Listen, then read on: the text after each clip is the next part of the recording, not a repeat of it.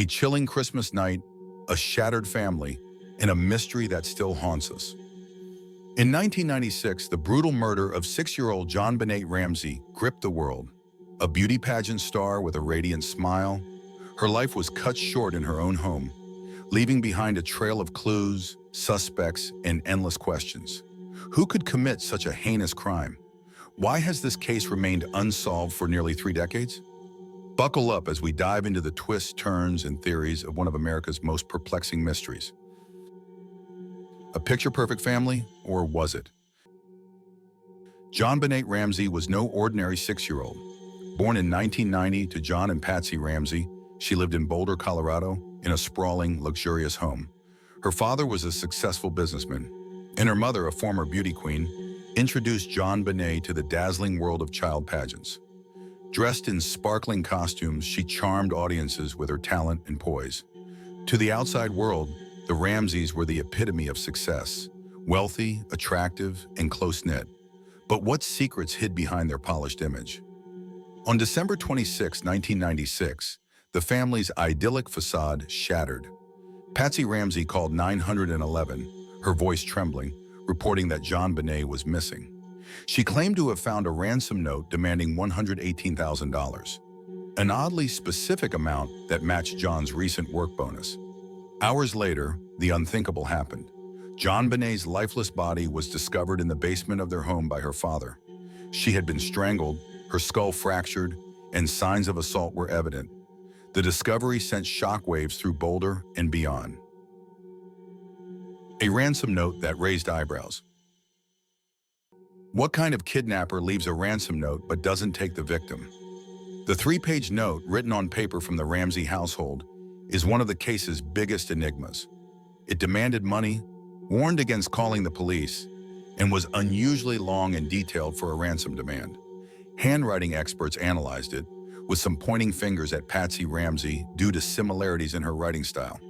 Others argued it could have been a staged attempt to mislead investigators. The note's tone was dramatic, almost cinematic, with phrases like, "Mr. Ramsey, listen carefully.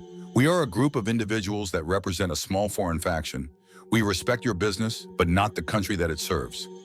Was it the work of a calculating criminal or a desperate cover-up? The odd amount, the use of household stationery, and the fact that JonBenét was never taken from the home fueled suspicion. Could the note hold the key to the killer's identity? A crime scene full of questions.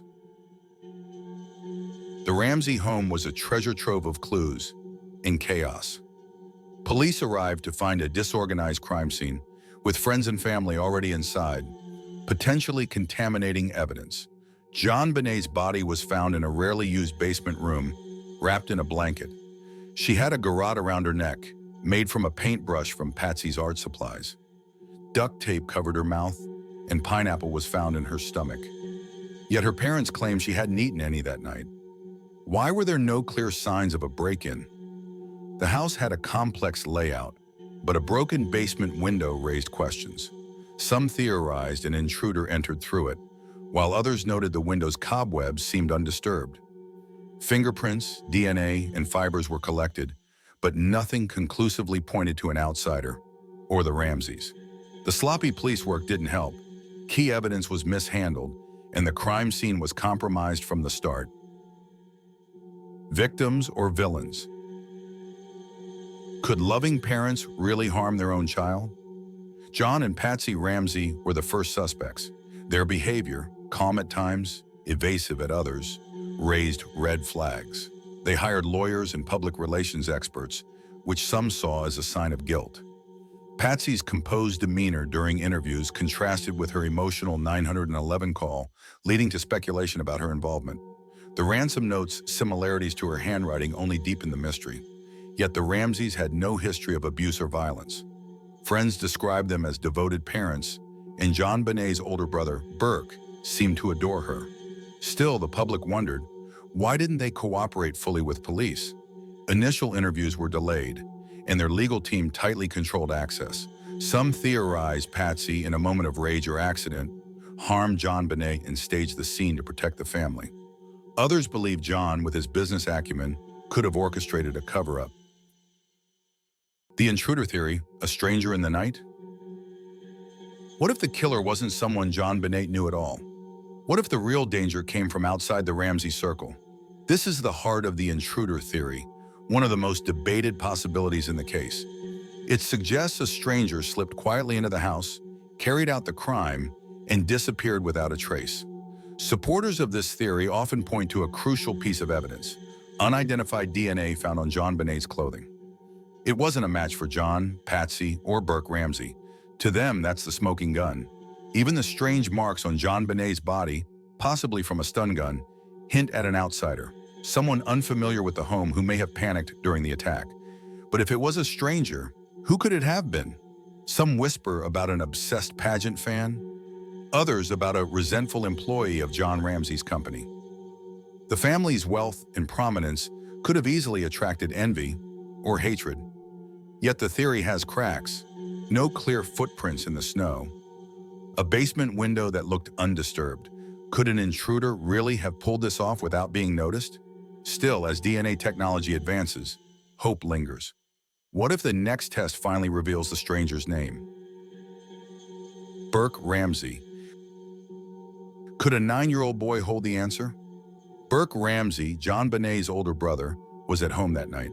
At the time, police dismissed him as too young to be a suspect. Yet over the years, speculation grew. Some theorized Burke, in a moment of sibling rivalry, accidentally harmed JonBenét, and the parents covered it up to protect him. A 2016 documentary highlighted Burke's awkward demeanor in later interviews, fueling suspicion. However, there's no concrete evidence against Burke. He was a quiet child, not known for aggression. The idea of a 9-year-old committing such a violent act seems far-fetched to many. Why would the parents go to such lengths to protect him if he was involved? Burke has since spoken out, denying any role and expressing frustration at the media's portrayal of his family.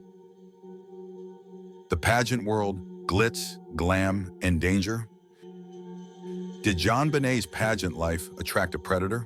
The world of child beauty pageants was thrust into the spotlight. JonBenét's glamorous photos, big hair, heavy makeup, and sparkly dresses, shocked some and fascinated others.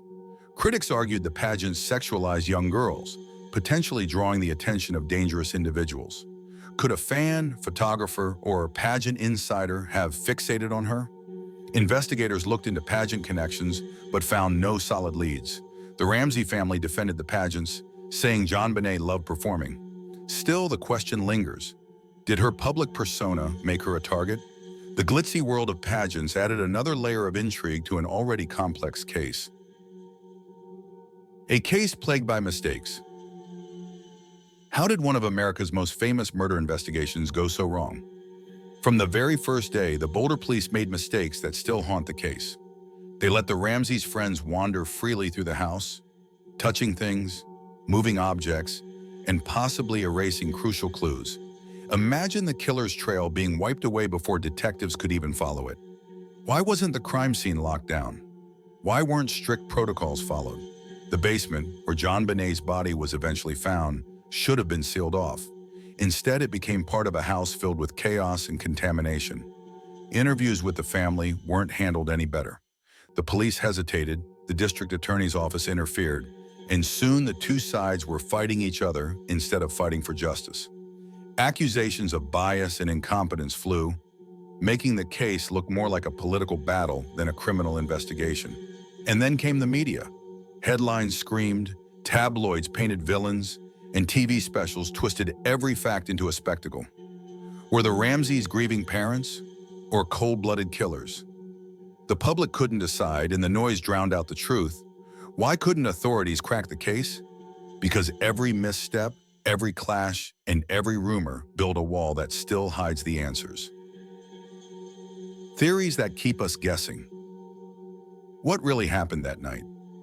The question has haunted millions for decades. Every theory pulls us in, promising answers, only to leave us with more questions. Did the parents do it? Some say Patsy or John, caught in a moment of stress, accidentally or even intentionally killed JonBenét, later staging the scene to look like a kidnapping. It's a chilling thought, parents turning into suspects. But where's the hard proof? Others point to Burke, Could her brother, only 9 years old at the time, have accidentally caused her death? Supporters of this theory whisper that the parents covered it up to protect him, but his young age makes the scenario both tragic and difficult to fully believe.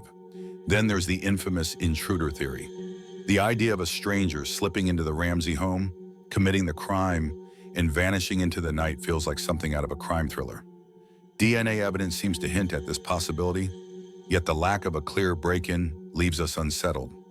Finally, the acquaintance theory lingers, a chilling possibility that someone the family knew, maybe a neighbor, maybe a friend, maybe someone with an obsession, gained access to the home. Could the killer have been hiding in plain sight? Each explanation tempts us with clarity, but each one breaks down under scrutiny. Parents with no solid evidence against them. A brother too young to reasonably carry out such a crime. An intruder who left behind almost nothing. An acquaintance who could be anyone. Theories swirl, but the truth stays locked behind closed doors. Which one holds the answer?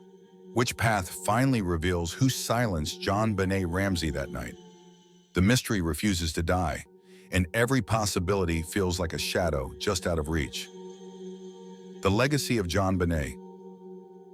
Why does this case still captivate us? JonBenét's murder isn't just a crime, it's a cultural phenomenon. Books, documentaries, and podcasts have dissected every detail. Her angelic face, plastered across magazines, became a symbol of innocence lost. The case raised questions about parenting, pageants, and the justice system's failures. In 2008, the Ramseys were officially cleared as suspects due to new DNA evidence, but doubts persist. Patsy died of cancer in 2006, never seeing the case resolved. John and Burke continue to live under scrutiny. Will we ever know the truth? Advances in forensic science like genetic genealogy offer hope, but the clock is ticking. In conclusion, what keeps this case alive after nearly 30 years? The JonBenét Ramsey mystery is a puzzle with missing pieces. The ransom note, the crime scene, the family's behavior, all raise more questions than answers. Was it a botched kidnapping, a family tragedy, or something else entirely? The world may never agree, but one thing is certain: JonBenét's story won't be forgotten. As we reflect on this heartbreaking case, we're left wondering, who really killed JonBenét Ramsey? The answer remains just out of reach, hidden in the shadows of a cold December night. If you found this video useful, hit the bell icon for more content, leave a comment below, and thanks for watching.